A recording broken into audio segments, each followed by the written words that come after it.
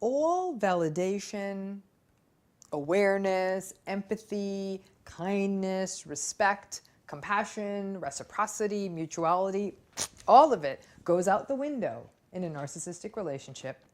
The few times you get any of it, you gobble it up because you're starving. You're satisfied with these teeny tiny little scraps that you get.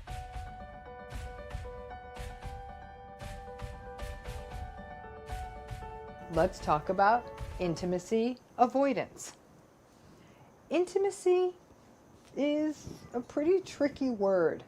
Most people take it right to sex. Now, sex and sexual activity is actually a pretty small piece, pretty small slice of the intimacy pie. Now, when we look at a framework such as the one offered by the Diagnostic and Statistical Manual of Mental Disorders, or the DSM, and how that book views personality functioning, the authors there refer to intimacy as the ability and the desire to establish and maintain enduring and satisfying relationships in a variety of areas. And these can be close romantic relationships, friendships, collegial relationships, but close relationships. But the ability to maintain that closeness over time and to maintain these as relationships with depth is the core of intimacy. Now, in the new way, the new sort of formulation, they're thinking about personality disorders in the DSM-5, narcissistic personality, and other sorts of related personality disorders that are also characterized by patterns of conflict, antagonism, and dysregulation are all believed to be disorders of intimacy. In patterns such as narcissism and narcissistic personality, intimacy can be hampered because relationships for narcissistic individuals are very superficial. And even when there is an interest in forming close relationships, there is a limited capacity to maintain these relationships for the long term, or there's the anticipation that, forget putting any effort in, the relationship's probably just going to go badly. Intimacy is often viewed through a prism of contempt by people with narcissistic and related personality styles. In some ways, there is a deeply seated, almost unconscious belief that relationships are harmful. And in this way, the challenges with attachment that so many narcissists have, I'd say all narcissists have, mean that they really don't see any value, or more importantly, they actually don't see any safety in relationships. So intimacy is really not worth the risk or the effort and doesn't really seem to matter. Now, that's not to say that narcissistic personalities don't want close relationships. They definitely do. But since they view these relationships rather suspiciously, it can all often degrade into a sense of contempt, as though there's a certain weakness inherent in intimacy and closeness. In many ways, because of the narcissist's deep insecurity, intimacy represents a threat.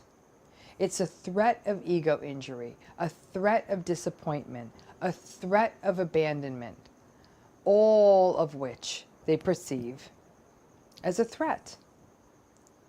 So in close relationships, for example, romantic relationships, intimacy avoidance can be very confusing because narcissistic personalities can be very sexualized in their presentation, very seductive, very attention-seeking, very focused on sex. And during the love bombing phase, there can be lots of seductive and sexualized kinds of experiences. For many narcissistic individuals, sex can almost be performative. It's much more about how it looks, and it can really be a source of validation. Sex can also be quite coercive and controlling within narcissistic relationships, and used as a tool of guilt, manipulation, menace, and control. Boundaries around sex can feel very confused in narcissistic relationships, and this kind of confuses the issues around intimacy.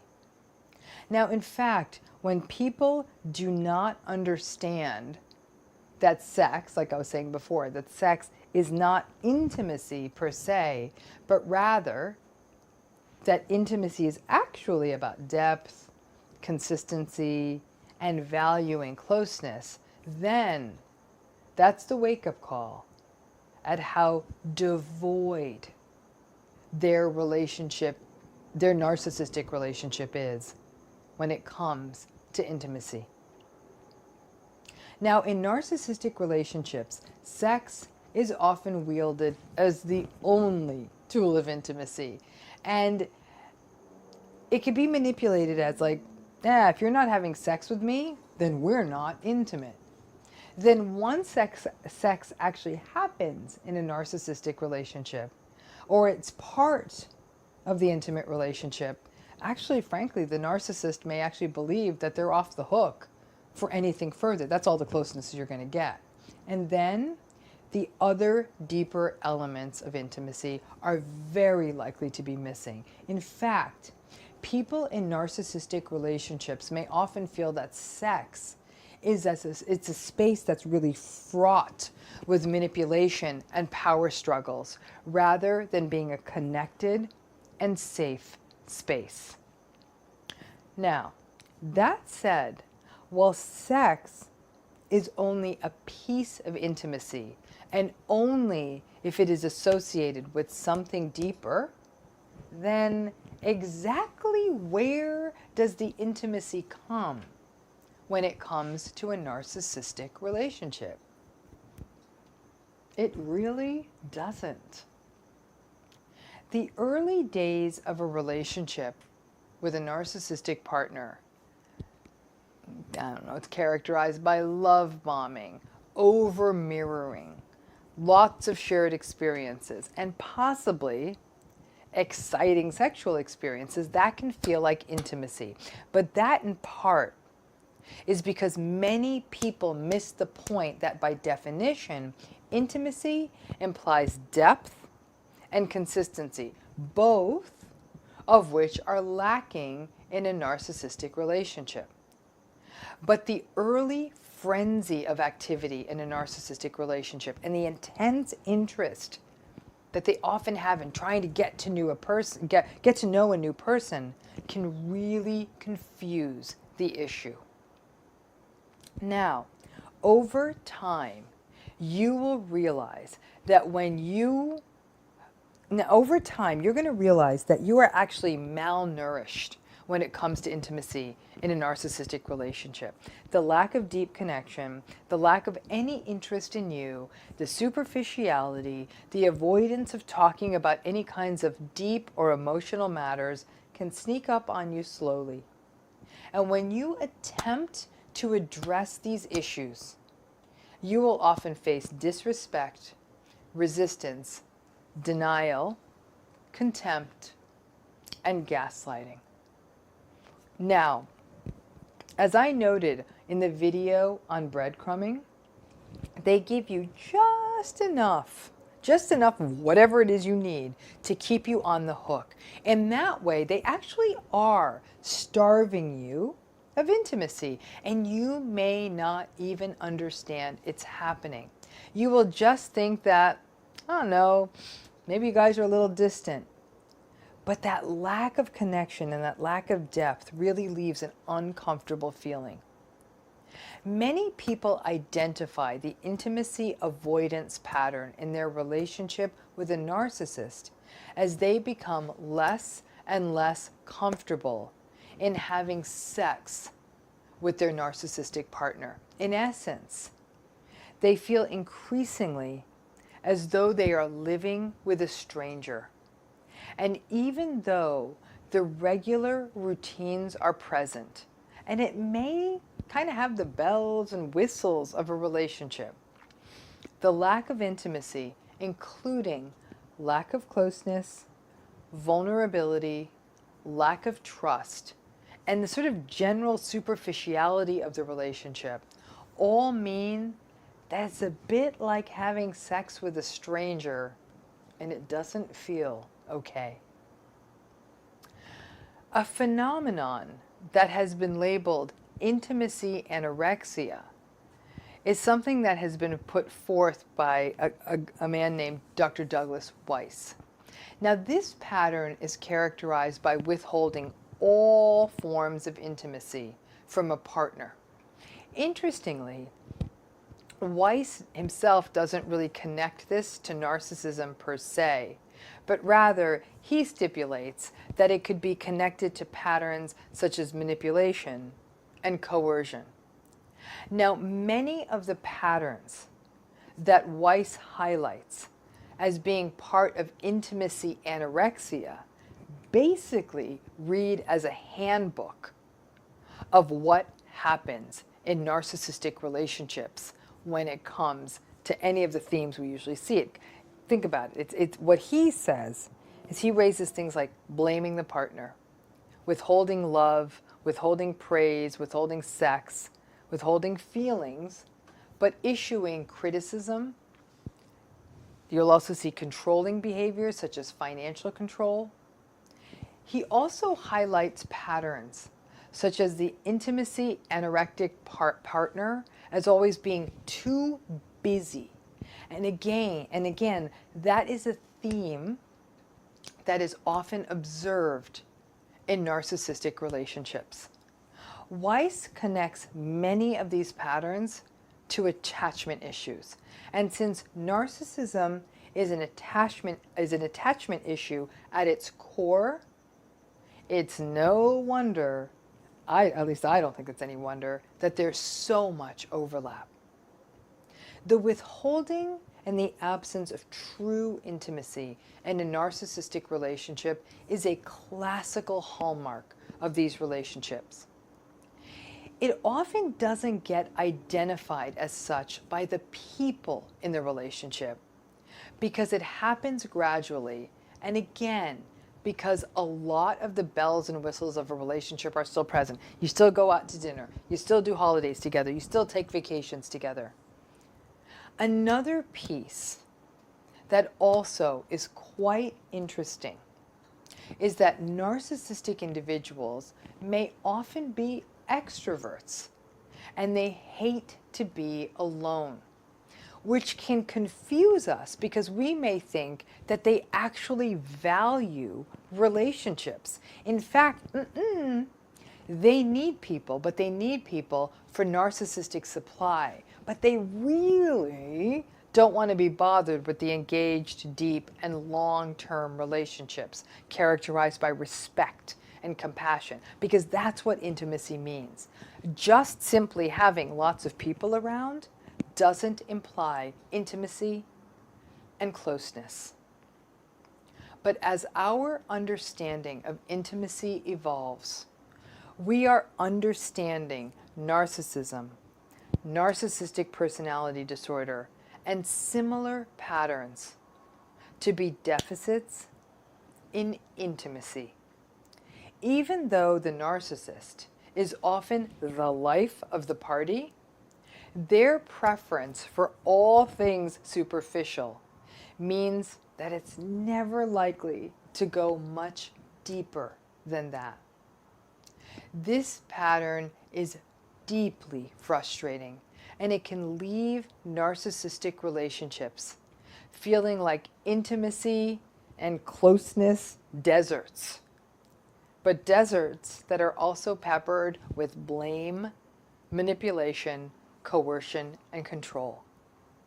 Anyone who's ever been in a narcissistic relationship recognizes that these are spaces where intimacy has left the room long ago.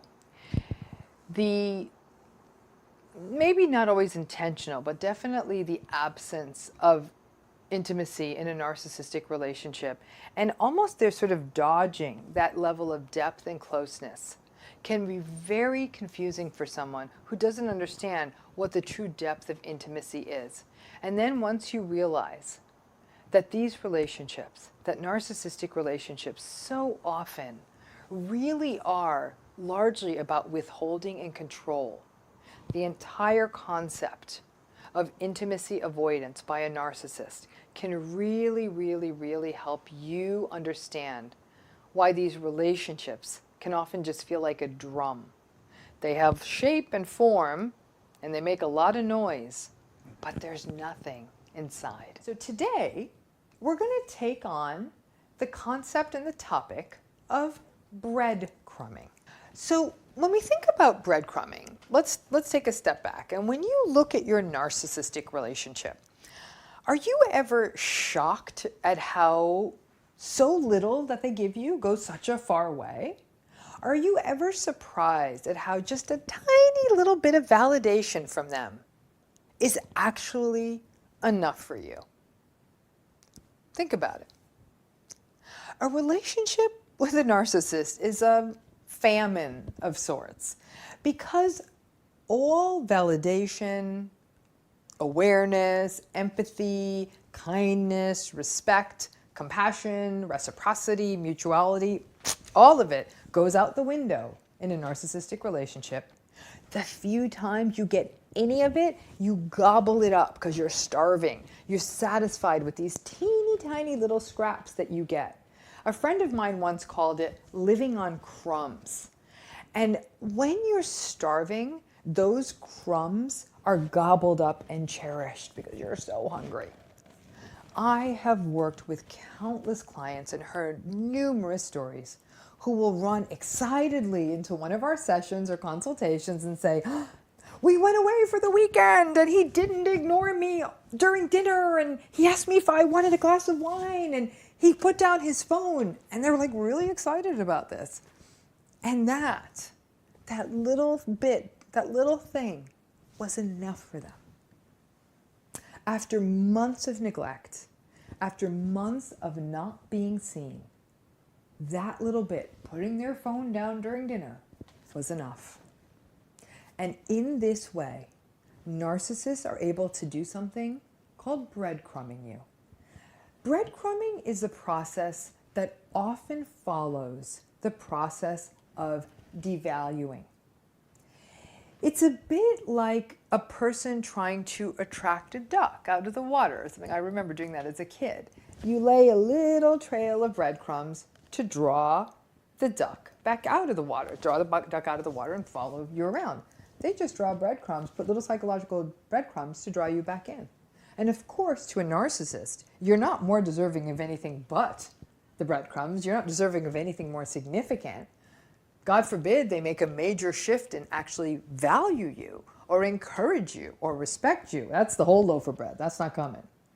Their devaluation and their contempt of you means that you are really only worth a few scraps or a few breadcrumbs to draw you back in. And you want to know the worst part about all of this? It works. Those breadcrumbs are actually enough to draw you back in. For many people, the process of breadcrumbing is viewed through a lens of hope. That one night at dinner where your partner is not on his phone. That one day you visit your mother and she doesn't criticize you during the entire day. That one day your toxic friend actually listens to you talk about yourself without making it about her. You take that one day and it gets interpreted as, maybe they've changed. And then, as they throw you more breadcrumbs, you hold on to them as something so precious, evidence for your faulty hypothesis that Maybe things are getting better. Maybe now my partner gets me. Maybe now my mother gets me. Maybe now my friend is cool.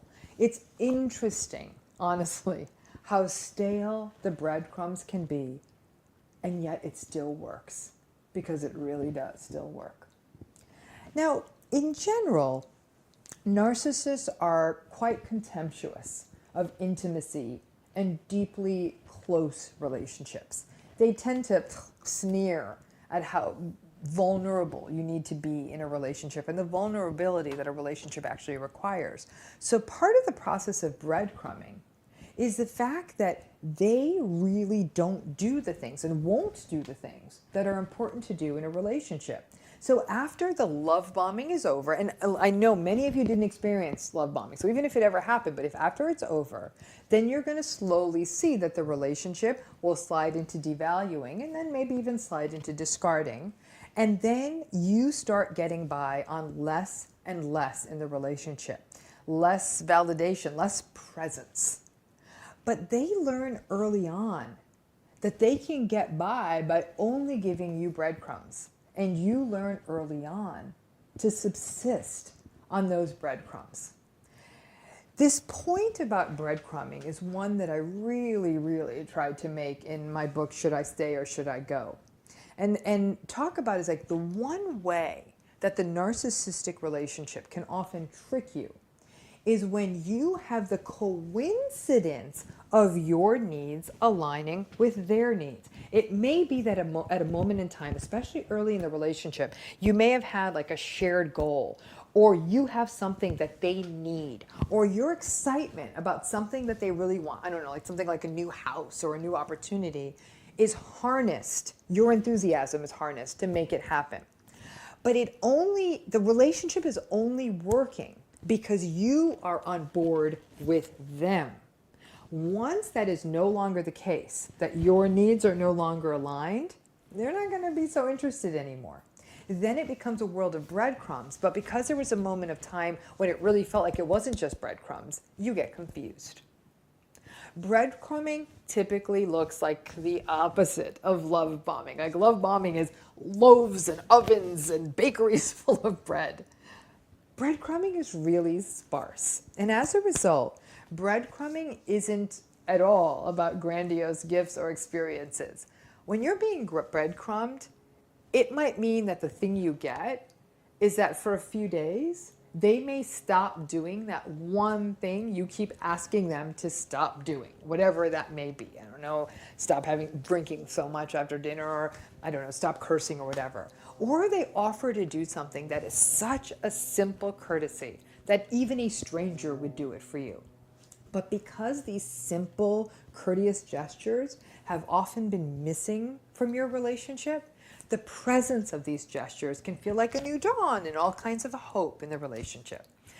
And sadly, because of the hope that keeps narcissistic relationships afloat, and you know I say it's all about hope, that's why people stay in these relationships, you bite, you nibble on those breadcrumbs. You start to follow the trail of breadcrumbs that they are leaving for you. And sadly, breadcrumbing may happen exactly at the time in the relationship, just when you are getting better at boundaries and you are engaging less and pulling away a little bit. Maybe you're even just sort of getting a little less interested, or maybe gray rocking. It can be so enraging to recognize that your narcissist actually does notice the subtle stuff you do. They just only notice it when it is convenient for them, or when your behavior is inconveniencing them. So a lot of people are saying, does this person even know I'm alive? Oh yeah, they know you're alive. They know you're alive when noticing you is in their best interest. So just as you are finding your strength in this relationship, maybe even setting boundaries, that's often when the breadcrumbing begins. They start giving you the crumbs that are just enough to plant a seed of doubt in your mind about the relationship. Just when you were ready to really step away from this relationship in a meaningful way, they sensed that you were going to step away and figured out that they can keep you in the relationship with very little effort. There's the breadcrumbs. And once that doubt gets activated, Their breadcrumbs may be just enough to keep you in the game a little bit longer. You learn to live on crumbs. I've seen firsthand how breadcrumbing has literally resulted in narcissistic relationships lasting for years longer than they really should have. You were already onto them, but just those little breadcrumbs would keep you on the chain. And it's amazing how people can adapt and learn to live on the narcissist's little bitty scraps. Once the narcissist learns that they need to give you so little to keep you, that's all they're going to do. They're just going to give you a little. And they are so masterful at figuring out the very minimum amount to give you and still keep you on the chain. Now, over time, when you are in a narcissistic relationship, you learn to do most things by yourself. It's amazing how often people are like, yeah, I've just kind of learned just to do everything on my own because I might as well be alone. And the fight is often not worth it on the mundane tasks of life, like emptying the dishwasher, and may not even be worth it on the big ticket things, like helping you out on raising the kids. You have to learn to be self-reliant in these relationships, or you will absolutely go insane waiting for them to do the things that need to be done. So that means that breadcrumbing can also take the form of them helping out with simple household tasks, like simple errands or simple responsibilities with the pets or the kids. Here's the thing. These are the things they should have been doing at a minimum. They shouldn't be getting a medal and a parade for emptying the dishwasher or cutting the lawn. But after not having had that support for years, even if they just do it once, you're almost startled, like, wow, they went and did that. And it becomes one more way the breadcrumbing happens, just doing the basic simple things that they should be doing as a person would in a relationship. Narcissists are arrogant and audacious enough to even use their breadcrumbing to guilt you. They'll say things like, I offered you a glass of wine last night, or I gave the baby a bath last week, or I remembered to mail that package back of that thing you ordered, or don't you remember? I picked you up from that airport that one time. It's as though those actions that they engaged in cancel out your ability to ask anything further from the relationship. And a lot of people fall for it and say, yeah, I guess they did once pick me up from the airport. Breadcrumbing is much more common in intimate, sort of romantic relationships like marriages, boyfriend, girlfriend, fiance kind of thing, where partners just try to keep the other partner around just as they feel like they might be slipping away a little bit, or just because they want to keep a partner around, but they don't want to put that much effort in the relationship. It's like they like the idea of the relationship. Maybe they don't even like the idea of it, but they don't want to put that much work into it because narcissists don't. But breadcrumbing can happen in other relationships. Narcissistic family members, especially parents, can capitalize on the fact that kids will accept the smallest, tiniest breadcrumbs from their parents just because they are their parents. You know this if you had narcissistic parents. As a child, if you had a narcissistic mom or dad, you know that you could go for weeks on just one decent hour with that parent who couldn't be bothered with giving you the time. That hour where they might have actually listened to you, or liked the picture that you drew, or I don't know, laughed at the joke you told, or read you a book. Kids are remarkably susceptible to breadcrumbing because they just want to be seen and noticed and loved by their parents. And that can set a really dangerous precedent. So fast forward that childhood breadcrumbing into adulthood. And your parents, even when you're an adult, can get away with breadcrumbing you. You are still content if they give you one compliment in a sea of invalidation. That dynamic of trying to please your unpleasable or frankly unappeasable parent can be a really tough dynamic to shake. And in that way, a narcissistic parent can actually breadcrumb you with things like compliments, little compliments, or memories, or even guilt. I sacrificed so much for you, I did so much for you, and on and on and on. You know the drill. If you come or grew up in a family system in which breadcrumbing, just getting those tiny little bits, was the norm, then accepting breadcrumbs as an adult can feel like you're getting enough.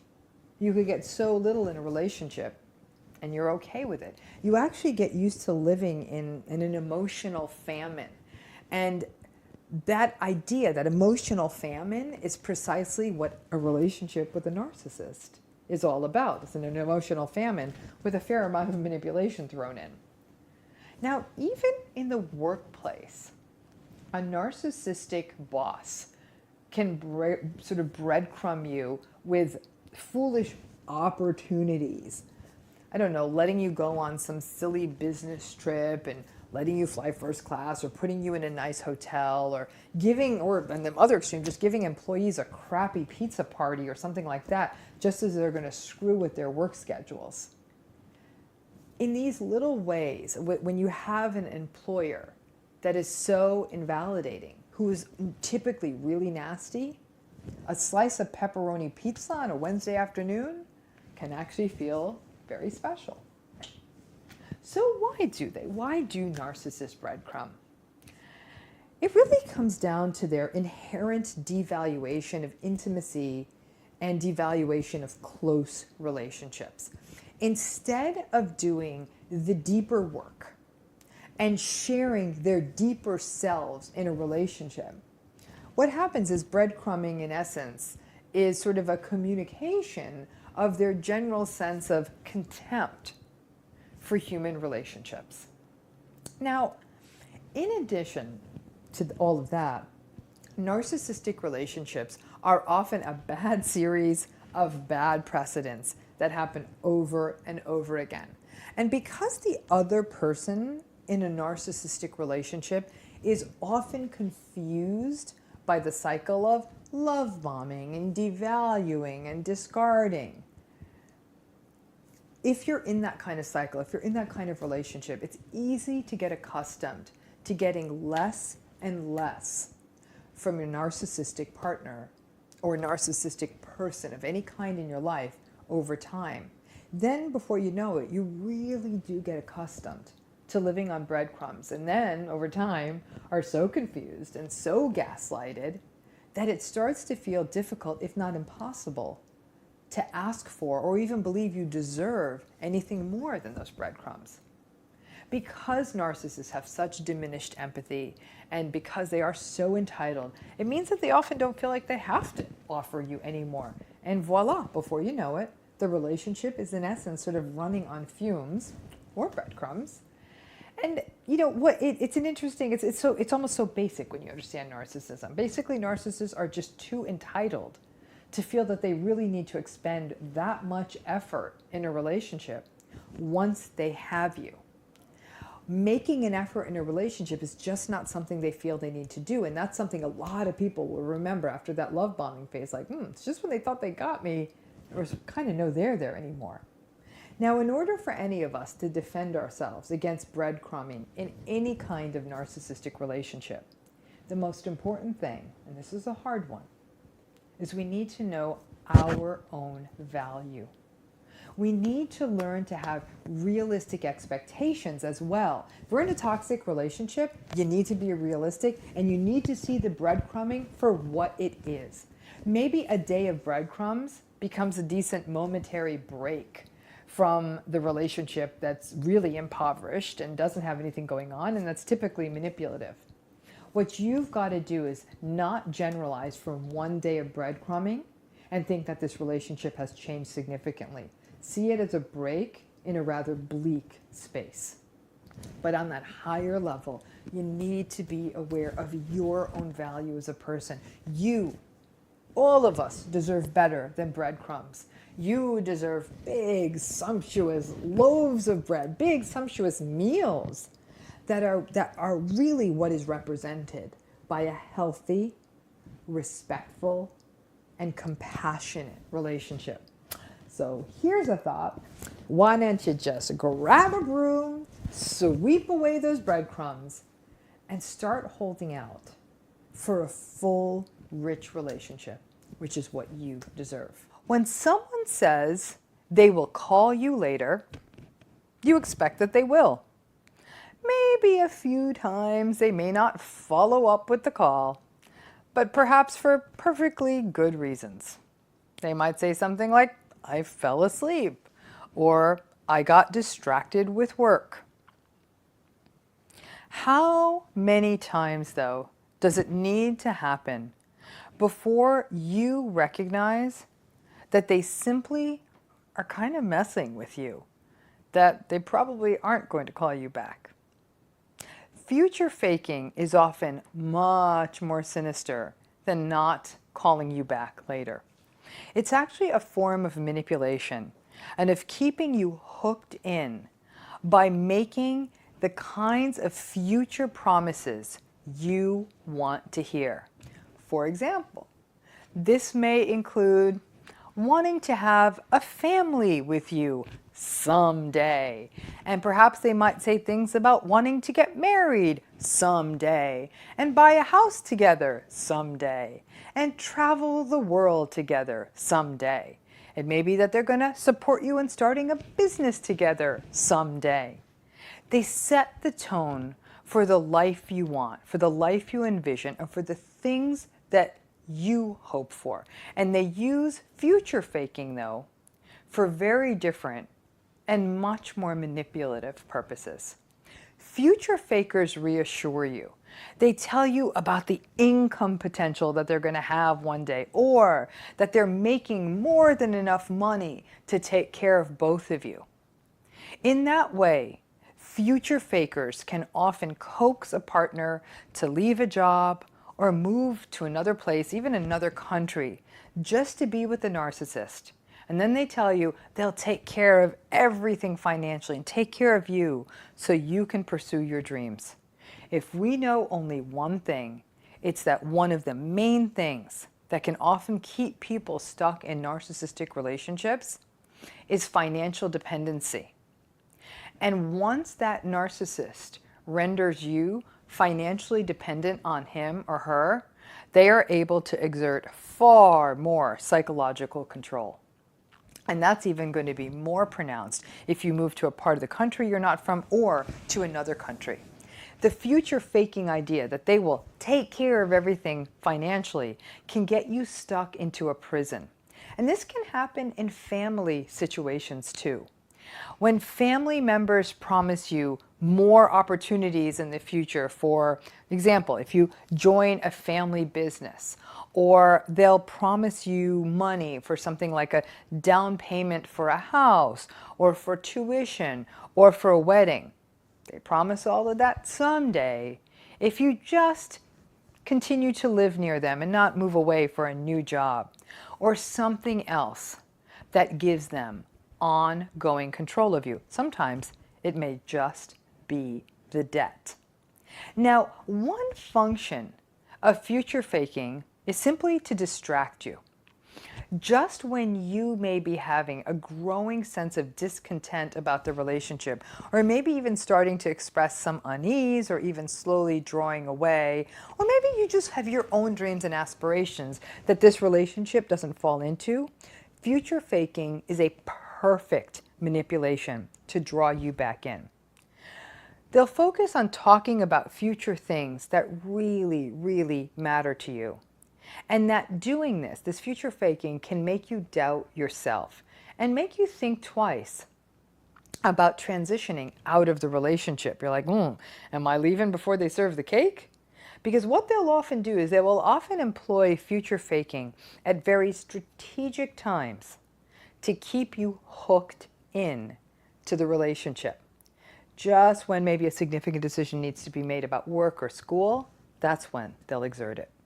Now, future faking is often a way for them to get what they want now by making a promise to you that's down the road, one day when we have kids, one day when we buy a house, and so on and so forth. In that way, it's sort of like a psychological Ponzi scheme in which you buy in now and never get paid down the road.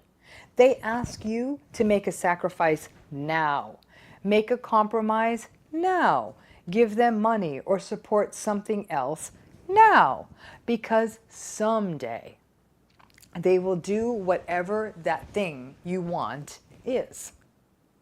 Now, what they're astute at is really kind of figuring out what matters to you in the future and promising you exactly that thing. Now, it's not because they're magical, but it's often part of the mirroring process where they listen to you and they figure out what makes you tick, which gives them a perfect tool to future fake from. Future faking often does build off of that idea of mirroring, which is another video in the series. Now, narcissists devote a lot of time to mirroring and to getting the data about you. As a result, they do know what to future fake about because they've learned so much about you. So if you never mention kids or any interest in kids, they're not going to say, hey, one day we're going to have kids, because that's not going to be a good future fake that draws you in. It preys upon that most vulnerable part of you, your hope. And as we already know, hope is already what often gets people stuck in narcissistic relationships, because you think or you hope that things will get better, or you hope that things will change. But future faking is also something else that can harness your hope, leaving you convinced that if you just stick it out, you will get the thing you want, and that, oh my gosh, if I walk away from this now, it's just one more time of me self-sabotaging.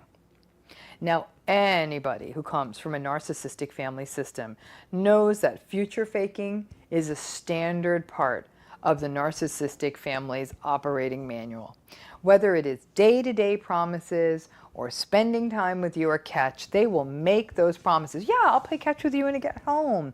Yeah, we'll definitely, we'll go to the park this weekend. Oh, absolutely, next week we'll go back to school shopping. Or they go into the bigger ticket promises, the bigger future faking, that perhaps someday they will support you and give you financial support for tuition or something like that, as long as you just help them right now. Many of you can recall how a narcissistic family member fleeced you. You helped them at exactly the time they needed, might have given up your time, even something you wanted to do. But you did it on the basis of not only being a nice person, but of some future promise. And that future never materialized. This can feel awful regardless of who the family member is, but it can feel particularly atrocious when it's your parent. A parent that's in essence dangling a carrot. They did it when you're a kid, they do it when you're an adult, but it turns into nothing. Future faking is also often a big part of working with a narcissist. You may, for example, work with an important mentor in your field, or a teacher, or a supervisor or boss who might promise you all kinds of opportunities, or a book you would write, or other advantages, or open doors for you. And you end up being nothing more than that person's glorified assistant and never, ever get any of the recognition, either publicly or even through other things like money. A boss may suck you in by promising you valuable options in the company down the line and sell you all kinds of grandiose lines about profit sharing and promotions. And then they demand you work tirelessly for less than you are worth now, on the basis of those future promises. It can be pretty devastating to put the time in and never having it materialize. Future faking lies are particularly clever lies because they link into our hope for the future. It's not a lie in the present time because they're promising something down the future. It's a lot easier to call out a lie that's happening right in front of us. It's a little bit harder to call someone out on something that they're promising down the line. It may take months, years, or even decades to uncover a future fake, and by then, you may have lost a lot of life. You wait and you wait and you wait, and you take out the student loans, you think, oh, they're going to come bail me out on that tuition. Before you know it, you got $80,000 in student debt, and the money never comes. A personal example of mine actually comes from a job I once had. It was a tyrannical boss. It was a prestigious working situation. Long story short, she promised me all kinds of great things. She promised me great opportunities and a tremendous likelihood of advancement and pretty much my name in lights, that I could work independently and I would be a hot shot in the field of psychology. I worked on a team and she worked us to the bone and pretty much kept us on lockdown. The norm in our kind of a job was that you could really work from home or work in a library or work anywhere you needed to get the job done, and it was really only measured on results. Most of us worked far more than the 8 hours that the job required, but she expected us locked down. We would have gotten so much more done if we weren't in the midst of all that chaos. But all the promises she was making didn't seem to be materializing. And I could see that the future indeed seemed fake, and I was quite young at the time. So I went on a secret job search, and I ended up leaving. Interestingly, 10 years later, I had the opportunity, I ran into someone who actually stayed in that job, holding out for the big, bright future that this tyrant was promising. What was so compelling to me was this woman, who's very lovely, told me she stayed for another 10 years. Not only had she not been advanced, not one thing that had been promised had been achieved 10 years later. For me, it was a living lesson on future faking, that this particular tyrannical boss kept everyone in line with promises of a bright future, instead taking every opportunity for herself. And since it happened to be in a field in which things do happen slowly, in academic and scholarly fields, things do happen slowly, you wanted to believe it. You wanted to believe that someone who was a mentor would help you achieve your dreams. It was definitely a rude awakening and one heck of a compelling way to learn about future faking. Future faking represents a very cruel hybrid of manipulation, lying, and mirroring. For the narcissist, it is a way of buying time, a way of keeping you in without actually having to expend the effort of creating a meaningful future together, or a meaningful future that has opportunities for you, that work for you. They're going to be very quick to say, oh, if you only move to New York with me, I promise you we'll move back to Chicago. Trust me, you better eat one last deep dish pizza because you aren't seeing Chicago. So why do narcissists future fake? Well, as always, it's a way for them to keep their steady source of validation and approval just nearby without having to do that much work. It's also a way of exerting their grandiosity, because so much of what they sort of future fake about is really quite grandiose. Oh, someday we're going to live in a house that big, and you'll drive by all the big houses in your town, or we're going to buy a retirement house on a lake, or we're going to move to Hawaii, or we're going to travel around the world, we're going to have 4 kids, and we're going to move to a place with wonderful schools, or we're one day going to make you the head of this company, or I'm going to one day take care of your family because of all they've done for us, or I'm going to make your creative dreams come true and support you while you pursue your dreams. From a probability standpoint, at the time the narcissist makes the promise, you can see how far away that hope is. But we're all just little kids who want to believe in the dream. We want to believe, much like every little child out there does, that one day our hope, our dream will come true. And when someone is sitting there and promising it to us, that we don't want to question the future faking. So the narcissist gets to use their grandiosity as a tool of manipulation. And narcissists do manipulate so you don't see how insecure they are or how really ineffectual they are. The fact is, they cannot make the things they promise happen in the moment. It's just not possible. You can't snap your fingers and make the big house come, or magically make 4 kids come into existence. But by promising they'll make it happen down the road, it allows them to soothe their insecurities about the fact that they're not really Superman or Superwoman, and keep you around. Remember, narcissists are actually quite fragile in the face of abandonment. Because abandonment does activate their insecurity, future faking, in a way, becomes a way to avoid that reality and avoid that abandonment threat as well as a threat to their inner insecurity. So, what does future faking do to you? I can promise you it's not very good. It messes with your head because it actually harnesses your hopes and uses them against you. By mirroring you, the narcissist taps into what matters to you and then promises it to you.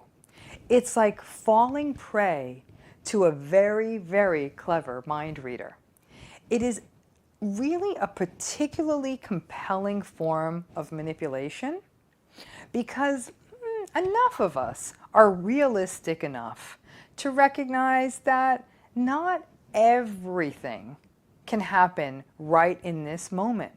So obviously, someone may very well promise you your dream or dream house and dream life one day, but we have to be realistic and we have to be circumspect enough to recognize that it cannot happen right now. So in that way, we're being the realists. We then recognize that it's going to take time for these so-called promises, or to get the money, to build the family, all of those things that would make this so-called promised future happen. However, in doing that, we affix that dream to the narcissist. And now, the narcissist's flaws, the narcissist's invalidation, and their emotional abuse can actually get overlooked because they are conflated or linked to that dream.